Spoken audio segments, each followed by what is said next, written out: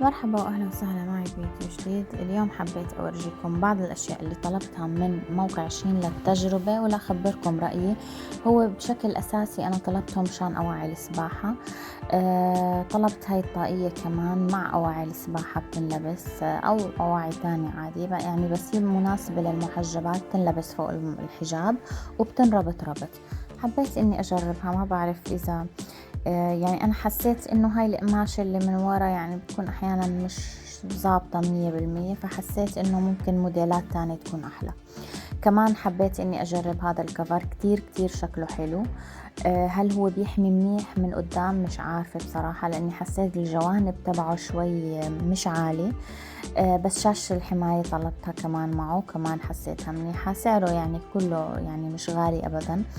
بس الكفر هذا تبع تليفون ابني عجبني كتير كتير، حسيته انه حلو وحامي منيح وعاطي شكل حلو.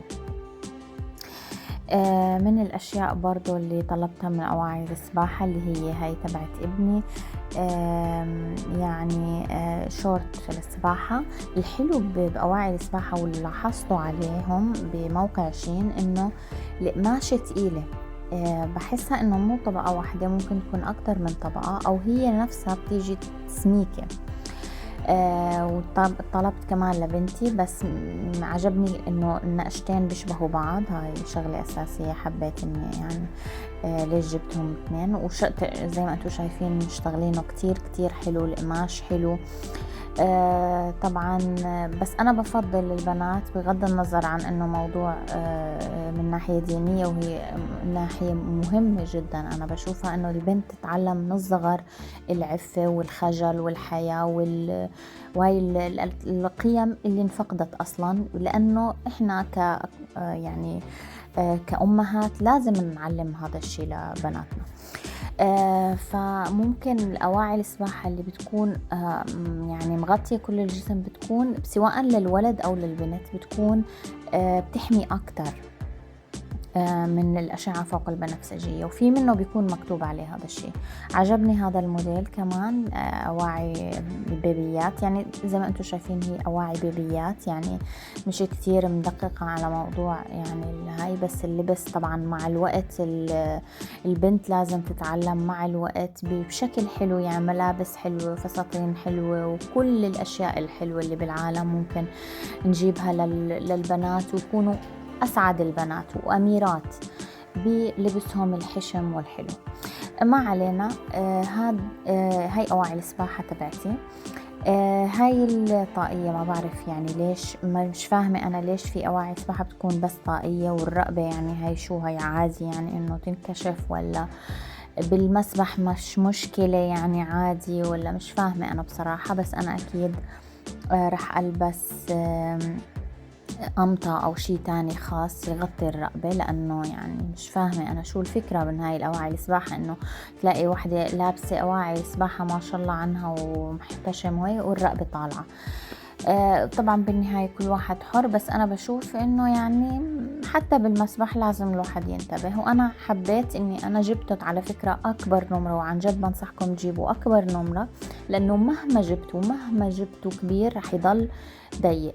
أواعي السباحة هي هيك دايما بتكون معمولة بشكل ضيق ضيق، يعني أنا جبتها أكبر نمرة XL، ولسه لو كان في XL 2 أو 3 XL كمان كنت جبته. ليش؟ لأنه مهما زي ما قلت لكم القصة بتكون ضيقة من فوق خاصة. هلأ من تحت أنا طالبيته مثل الفستان بيجي، بحيث إنه يكون كشكش واسع يعني، فبيكون شكله حلو كتير مثل الفستان. أنا يعني طلبته لأنه مشان الإجازة، لأنه طالعين إجازة وحيكون بحاجة. أنا عندي أواعي سباحة، بس حبيت يكون ديزاين مختلف يعني، فعجبني هذا كتير وجربته كتير حلو. هلأ راح أحكي لكم رأيي كمان فيه بآخر الفيديو، لأنه حسيت إنه بيعمل عازل حراري، يعني ما بحس بالبرد. كمان طلبت من شين هذا الكيس، عجبني كتير، بتعلق بنحط فيه شغلتين، هو إله يعني اسمين، اسم من قدام بنحط فيه البصل مثلا، واسم من ورا بنحط فيه البطاطا. هاي كمان لمحارم المطبخ، بس للأسف ما زبطت، اللزق تبعها ضل يوقع مع اني حاولت ألزقها بشي تاني وبالآخر كبيتها يعني. هاي القطعة بتحطوها جنب الغاز، بتحطوا عليها غطا طنجرة، تحطوا مثلا معلقة طعام، تحريك، أي شيء انتو مشان يعني يكون مكان الغاز فاضي، ويعني يعني ما يكون في ما ينعجق، أو تحطوا على الطاولة أو هيك. هاي الشمعة أنا ورجيتكم إياها قبل هيك، تصورته كله بفيديو واحد. هاي اشتريتها من براغ لما رحت على براغ.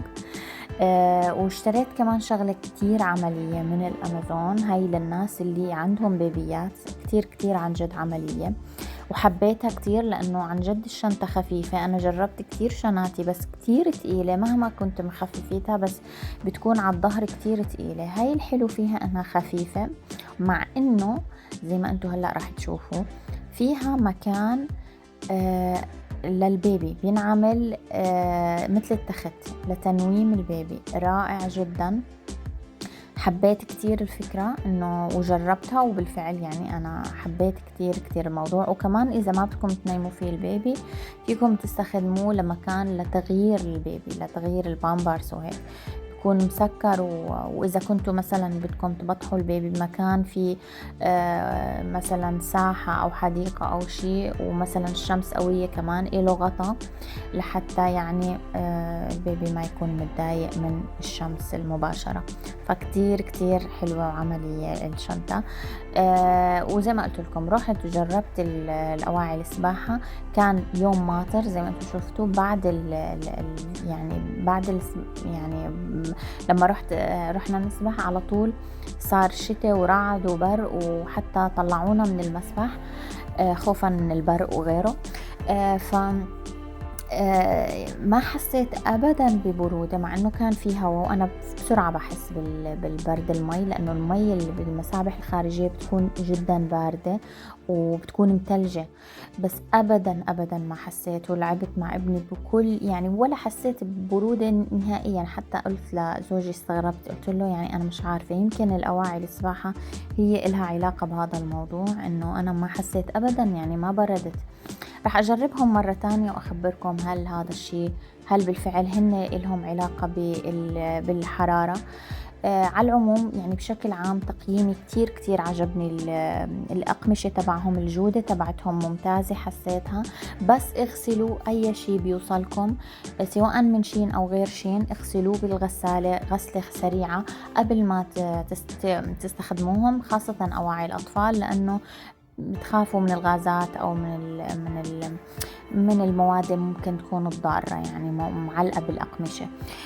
ف يعني حبيت اني احكي لكم رأيي بشكل سريع، ويعني زي ما انتم شفتوا الأقمشة والالوان كتير حلوة، وحبيت اني اجرب من موقع شين مرة تانية.